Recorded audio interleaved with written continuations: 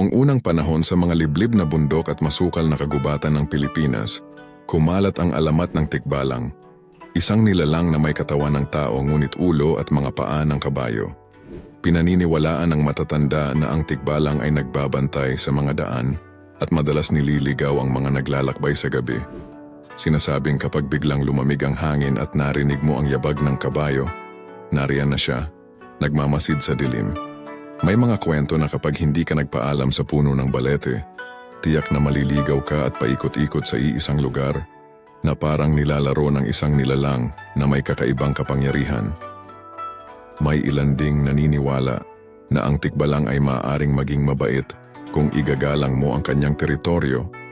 Kailangan lang magpasintabi at mag-alay ng maliit na handog. Ayon sa mga matatanda, kung gusto mong makaligtas sa kanyang mga bitag, isuot mo ang damit mo ng baligtad o magdala ng buntot ng kabayo bilang pananggalang.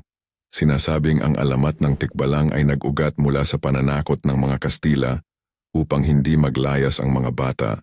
Ngunit may mga ulat din ng mga nawawalang tao sa kagubatan na tila pinaglalaruan ng nilalang na ito, na nagdudulot ng takot sa mga naglalakad sa gabi.